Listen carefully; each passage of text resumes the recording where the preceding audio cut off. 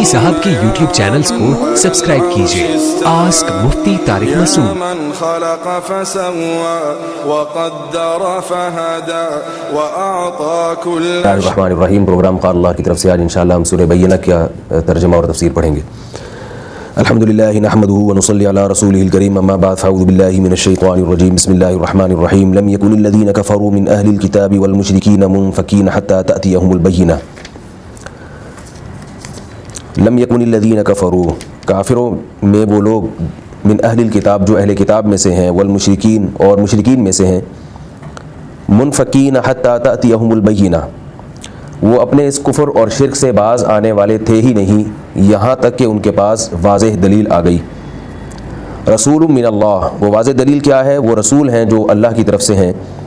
یتلو صحفا مطہرہ، جو تلاوت کرتے ہیں ایسے صحیفوں کی جو صحیفے پاک ہیں، فیہا کتب قیمہ، اور ان صحیفوں میں لکھی ہوئی تحریریں ہیں بہت ہی صاف ستھری اور بہت ہی سیدھی۔ یہ آیت اصل میں یہ جو صورت نازل ہوئی ہے یہ بتانے کے لیے کہ رسول اللہ صلی اللہ علیہ وسلم کی نبوت سے پہلے جو زمانے جاہلیت میں دو قسم کے کفار تھے، ایک تو مشرکین تھے اور ایک اہل کتاب تھے۔ مشرکین کے پاس تو کوئی کتاب نہیں تھی، ابراہیم علیہ السلام پر ایمان کا دعویٰ کیا کرتے تھے مگر ابراہیم علیہ السلام کی تعلیمات سے بہت دور تھے۔ دوسرا طبقہ تھا اہل کتاب کا، یہود و نصارہ کا۔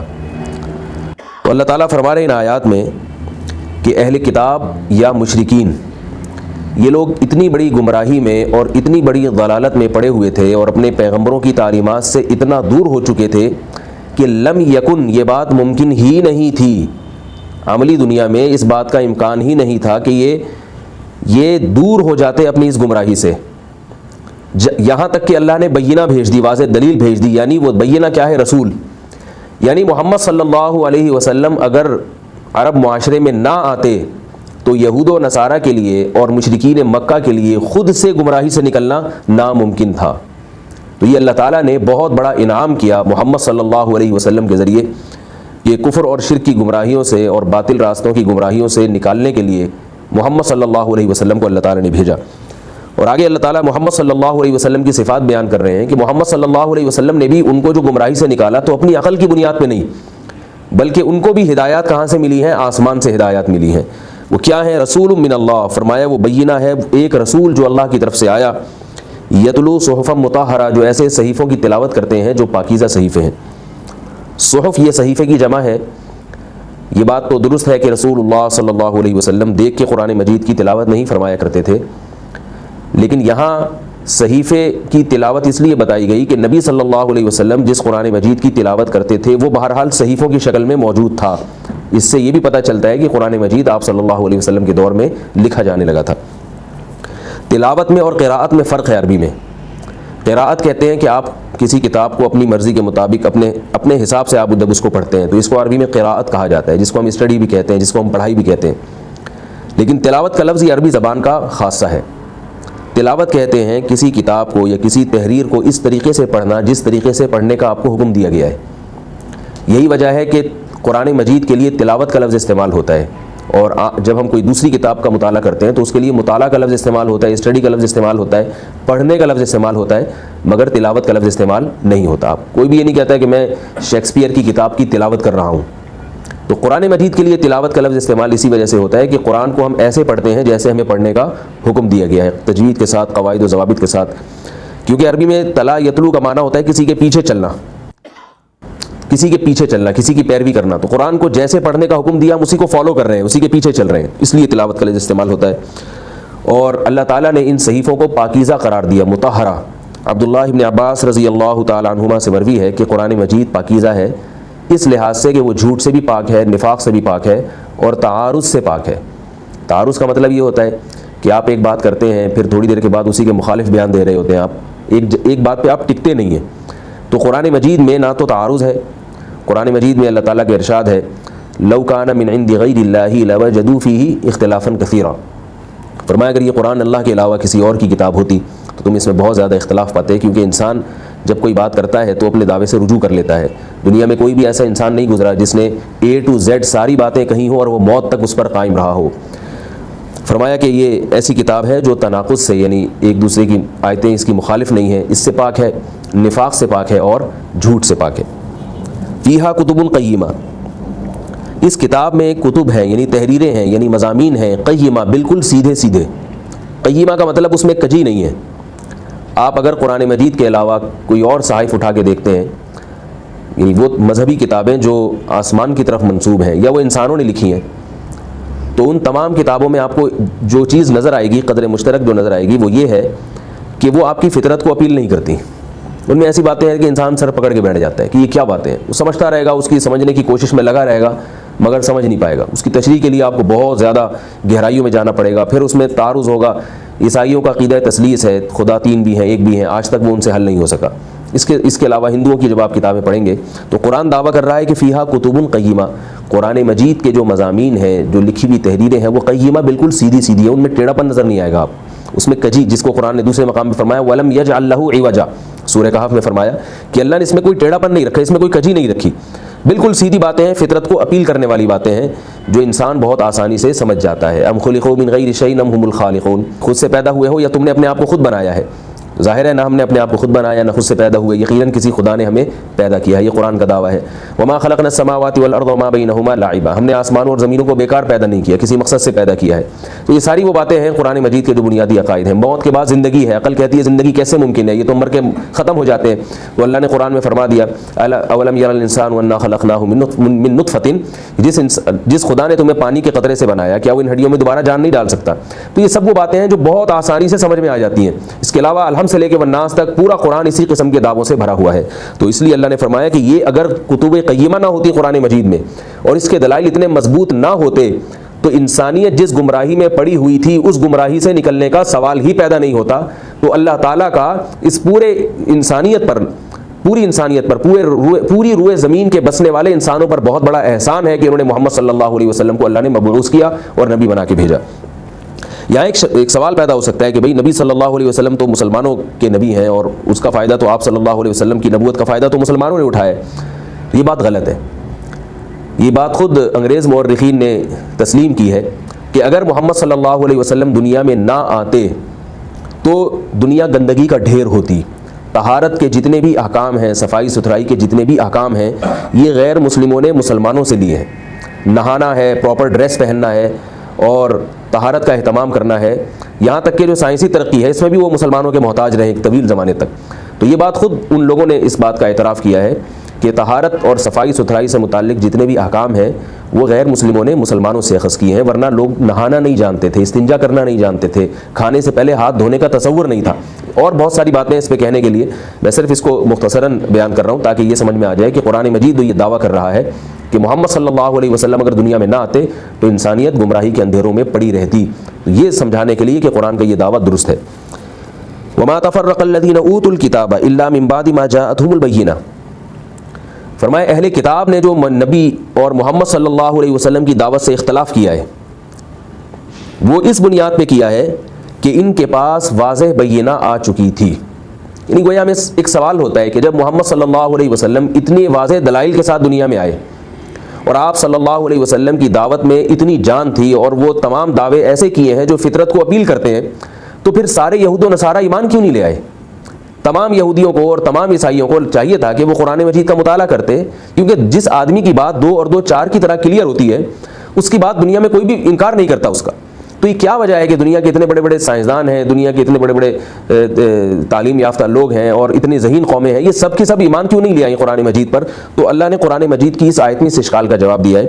فرمایا کہ ایسا نہیں ہے کہ ان کے پاس دلائل نہیں آئے، دلائل آئے ہیں، مگر ضد اور ہٹ دھرمی، دنیا کی محبت، یہ وہ چیز ہے جس نے ان کو ایمان لانے سے روک دیا ہے۔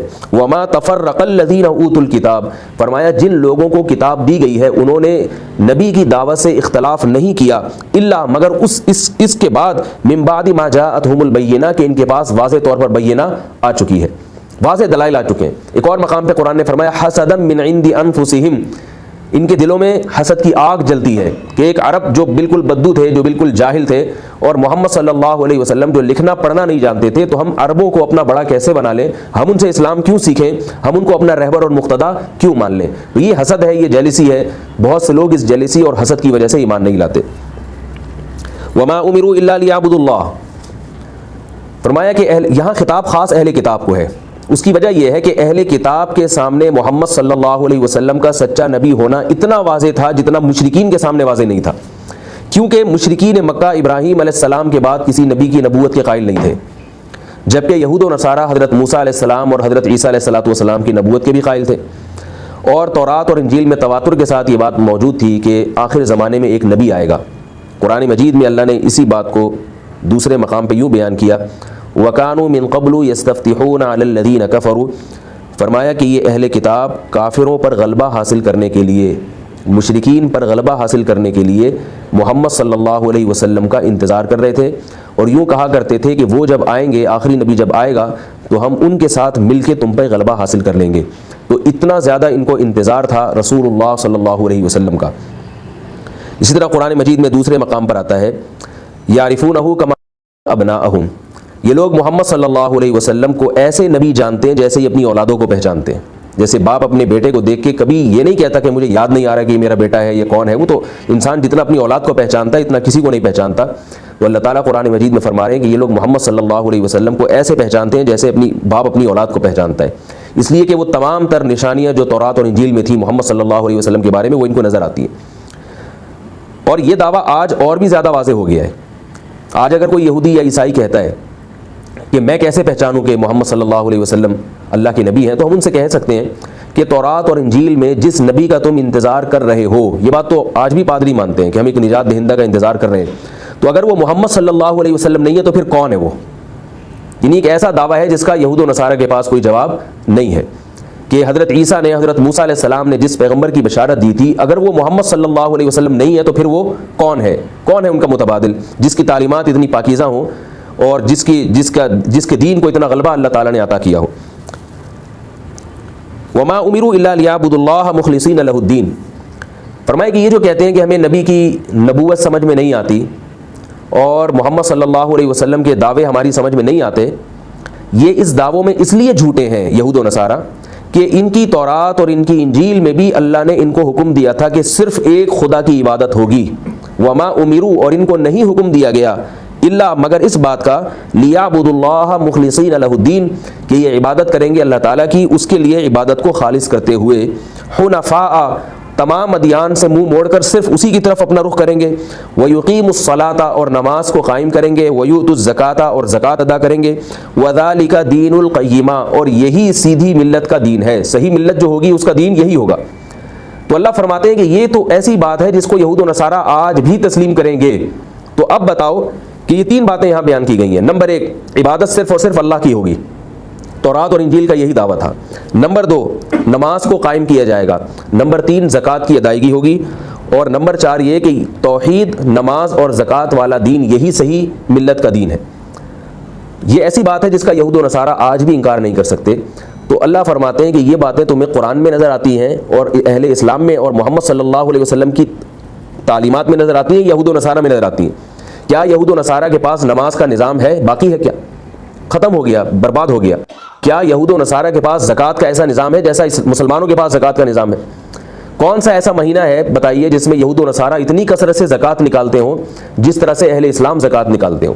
اور اگر کوئی یہودی یا عیسائی یہ دعویٰ کرتا ہے کہ میں زکوٰۃ نکالتا ہوں، تو ہمارا اس سے سوال ہے کہ وہ زکوٰۃ کا نصاب کیا ہے، سلیبس کیا ہے اس کا، کہ یعنی کیا اس کا معیار ہے کہ کتنے مال پہ آپ پر کتنے فیصد زکوٰۃ واجب ہوگی؟ تو انہوں نے زکوٰۃ کے مسائل اور زکوٰۃ کے تمام احکام اور زکوٰۃ کی جو جزیات تھیں وہ بھلا ڈالی ہیں، وہ ختم کر ڈالی ہیں۔ تو اللہ فرماتے ہیں کہ اگر یہ لوگ یہ دعویٰ کرتے ہیں کہ ہم دین برحق پر ہیں اور ہمارا دین صحیح ہے، اسلام غلط ہے، تو تمہارے دین میں اللہ نے جو تمہیں نماز، توحید کا حکم دیا تھا، وہ توحید کہاں گئی؟ اس توحید میں تو تم نے حضرت عیسیٰ علیہ السلام کو شامل کر لیا، ان کو بھی الہ بنا دیا اور ایک خدا کے تین خدا بنا ڈالے۔ اور دوسری نمبر پہ نماز تھی، وہ نماز کہاں گئی جس کا اللہ نے تواتر کے ساتھ تمہیں حکم دیا تھا؟ وہ نماز کہاں گئی؟ اور تیسرے نمبر پہ وہ زکوٰۃ کہاں گئی؟ وہ زکوٰۃ کے مسائل اور زکوٰۃ کی جزیات وہ کہاں گئی؟ ظاہر ہے وہ ساری کی ساری چیزیں اسلام کے پاس ہیں۔ تو یہ اس بات کی دلیل ہے کہ جب اسلام دنیا میں آیا ہے تو اسلام کا دنیا میں آنا اس گمراہی کو ختم کرنے کے لیے ہے جس گمراہی میں تم مبتلا ہو چکے تھے۔ اگر آج تم اسلام کو فالو نہیں کرتے تو یہ اس کی علامت ہے کہ تم اپنے مذہب کو بھی فالو نہیں کر رہے۔ تمہارے مذہب کی تعلیمات اگر تمہیں نظر آئیں گی تو وہ اسلام میں ہی نظر آئیں گی، اسلام کے علاوہ کہیں بھی نظر نہیں آئیں گی۔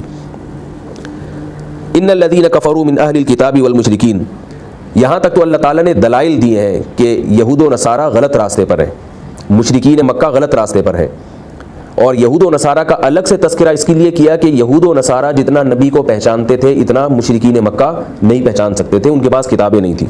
آگے اللہ تعالیٰ دلائل کے بعد وعید سنا رہے ہیں کہ آج یہ دلائل اگر تمہاری سمجھ میں آ گئے اور تم نے ان کو فالو کرنا شروع کر دیا تو تمہارے لیے آخرت میں بہت بڑی خوشخبری ہے، اور اگر آج اس کو تم فالو نہیں کرتے، اس کی اتباع نہیں کرتے، تو یاد رکھو تمہیں دنیا میں ترقی مل گئی، دنیا میں تم مال و متاع حاصل کر لو گے، لیکن تمہارا انجام بہت برا ہے۔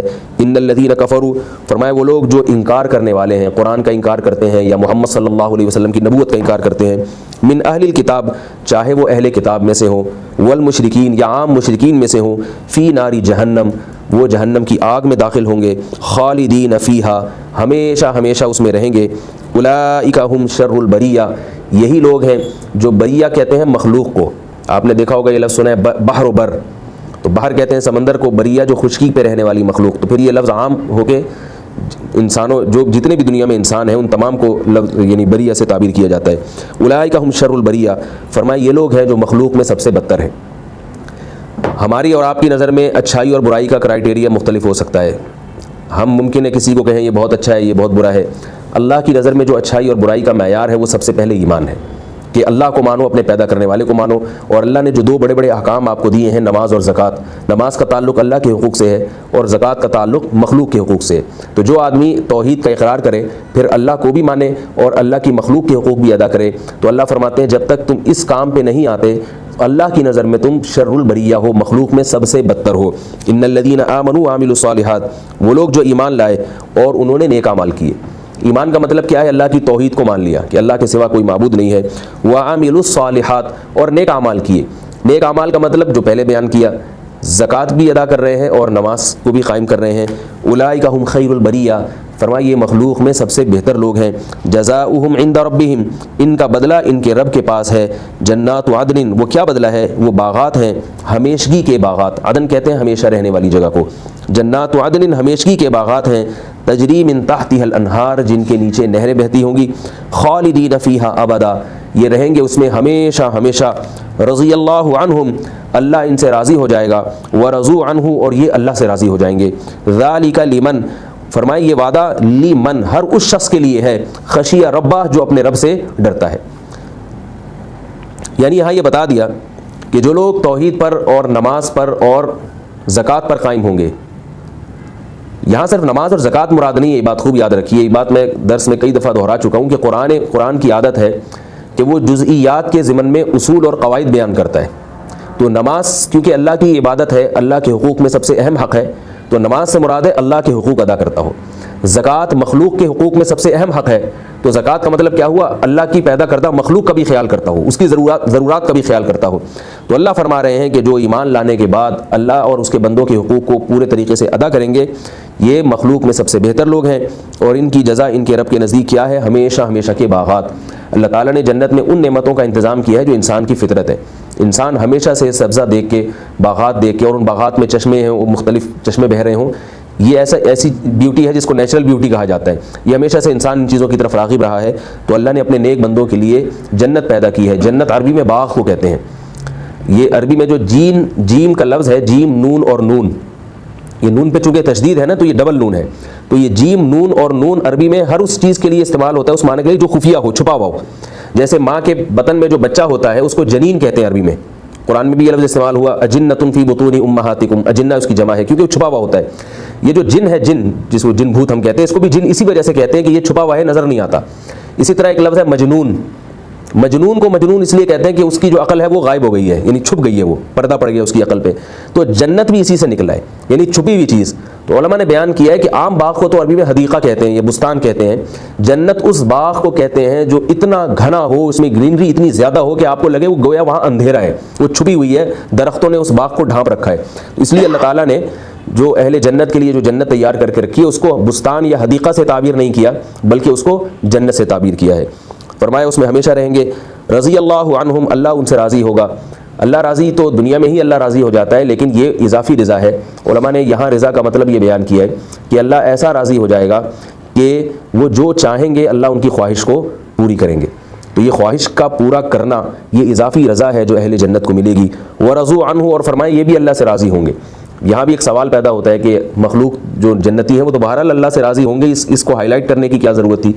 تو یہاں اس کا بھی مطلب مفسرین نے یہ بیان کیا ہے کہ وہ اللہ سے ایسے راضی ہوں گے کہ وہ دیکھیں گے کہ ہم جو چاہتے ہیں ہمیں مل جاتا ہے، ورنہ انسان کی فطرت ہے کہ کوئی اس پر احسان کرتا رہے، ذرا سا اپنا ہاتھ کھینچتا ہے نا تو انسان ناشکری پہ آ جاتا ہے۔ تو اللہ فرماتے ہیں کہ اللہ تعالیٰ وہاں جنت میں سخاوت کے ایسے دریا جاری کریں گے کہ جنتی کی ہر خواہش پوری ہوگی۔ تو طبعی طور پر جو کسی کے دل میں محسن کی برائی آتی ہے نا، وہ طبعی طور پر وہ برائی بھی دل میں نہیں آئے گی، بلکہ جنتی بھی اس حوالے سے بھی اللہ سے راضی ہو جائیں گے۔ ذالک لمن خشی ربہ، فرمائے کہ یہ جو وعدے ہیں یہ کسی قوم کے ساتھ خاص نہیں ہے، کسی قوم کے ساتھ خاص، یہ کسی طبقے کے ساتھ خاص نہیں ہے، چونکہ یہود و نصارہ یہ دعویٰ کیا کرتے تھے کہ جنت خاص طور پہ اللہ نے ہمارے لیے بنائی ہے، یہ کہتے تھے نحن ابناء اللہ و احباؤہ۔ تو اللہ فرماتے ہیں یہ کسی خاص قوم کے لیے نہیں ہے، لمن ہر اس شخص کے لیے ہے خشی ربہ جو اپنے رب سے ڈرتا ہے۔ کتنا ڈرتا ہے اس کو دوسرے مقام پہ بیان کیا کہ فرمایا کہ اما من خاف مقام ربہ ونہى النفس عن الہوى، جو اپنے رب سے اتنا ڈر گیا کہ اس نے اپنے آپ کو بری خواہشات سے روک لیا، ناجائز باتوں سے اپنے آپ کو روک لیا۔ اتنا خوف اگر کسی کے دل میں اللہ کا پیدا ہو گیا تو اللہ فرماتے ہیں اس کے لیے ہم نے یہ نعمت کے باغات تیار کر کے رکھے ہوئے ہیں۔ اور اگر صرف ڈر ہے، اس کے دل میں خوف ہے مگر وہ اتنا خوف نہیں ہے کہ اس کو برائی سے روک دے، اس کے لیے اللہ کو کوئی وعدہ نہیں ہے۔ یہاں ایک آخری بات کر کے میں اپنے درس کو ختم کرتا ہوں۔ عربی میں دو لفظ استعمال ہوتے ہیں، ایک ہے خشیت اور ایک ہے خوف۔ یہاں خشیت کا لفظ استعمال ہوا ہے۔ خوف اردو میں کہتے ہیں ڈر کو، خشیت کا اردو میں یا میرے جہاں تک مجھے معلومات ہے انگلش میں یا کسی اور زبان میں کوئی ترجمہ نہیں ہے۔ عربی کی بلاغت ہے کہ عربی میں بعض الفاظ ایسے ہیں کہ جو کسی اور زبان میں ہمیں نہیں ملتے، ہو سکتا ہے ریسرچ کی جائے تو اس کا کوئی متبادل مل جائے کسی زبان میں، لیکن جہاں تک میرا مطالعہ ہے یہ خشیت کا لفظ بھی کسی اور زبان میں نہیں ہے۔ خشیت اس خوف کو کہتے ہیں جو آپ کے دل میں کسی کی بڑائی اور بزرگی کی وجہ سے آئے۔ دیکھیں ایک خوف، شیر کو دیکھ کے آپ کے دل میں خوف پیدا ہوتا ہے، یہ بزرگی کی وجہ سے نہیں ہے بلکہ اس لیے کہ یہ حملہ کرے گا، جھپٹے گا، کھا سکتا ہے آپ کو۔ جن بھوت کو دیکھ کے کوئی انسان کو خوف آتا ہے یا کسی سانپ کو دیکھ کے خوف آتا ہے، تو اس خوف میں ڈر ہے، خطرہ ہے، اس خطرے کی بنیاد پر آپ کو جو خوف آ رہا ہے اس کو خوف کہتے ہیں۔ اور خشیت کہتے ہیں کسی کی عظمت اور جلال، جیسے بادشاہ آپ کے سامنے بیٹھا ہوا ہو تو آپ کو پتہ ہے کہ یہ مجھے کچھ بھی نہیں کہے گا، نہ اس نے مجھے کوئی سزا دینی، لیکن آپ پر ایک رعب طاری رہے گا، اور اس رعب کی وجہ سے آپ اس محفل میں کوئی ایسا کام نہیں کریں گے جو آپ کی شان کے بھی خلاف ہو یا وہ نازیبہ حرکت کہلائی جائے۔ تو اللہ فرماتے ہیں کہ ہمارے جو نیک لوگ ہیں ان کے دل میں ہماری خشیت ہوتی ہے، ہماری عظمت کی وجہ سے وہ ہم سے ڈرتے ہیں، جبکہ ان کو پتہ ہوتا ہے کہ اللہ رحمان ہے، غفور ہے، رحیم ہے۔ اس کے باوجود وہ ہم سے کیوں ڈرتے ہیں؟ کہ ہماری عظمت اور جلال کی وجہ سے، اور اس ڈر کی وجہ سے وہ کوئی ایسا کام نہیں کرتے جو ان کی شان کے خلاف ہو اور انسانیت کے خلاف ہو۔ اللہ تعالی ہمیں اس صورت کے تقاضوں پر عمل کرنے کی توفیق عطا فرمائے۔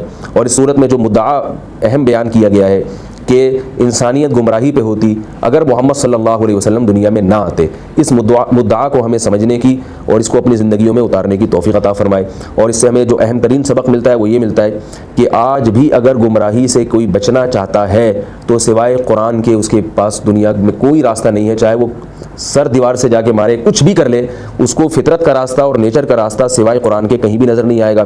قرآن نے تو یہ دعویٰ 1400 سال پہلے کیا، مگر آج ہمیں اس کا مشاہدہ ہو رہا ہے۔ جن قوموں نے قانون سازی کے لیے مذہب کو اپنی اسمبلیوں سے نکالا ہے تو آپ ان کے قوانین دیکھیں، وہ کیسے احمقانہ اور مضحکہ خیز قسم کے قوانین بنا رہے ہیں، اور خود وہ پریشان ہیں کہ ہم کس طرف اپنی قوم کو لے کے جا رہے ہیں۔ تو آج بھی دنیا کو اگر ہدایت ملے گی تو صرف اور صرف قرآن سے ملے گی۔ اللہ تعالیٰ سمجھنے کی، عمل کرنے کی توفیق عطا فرمائے۔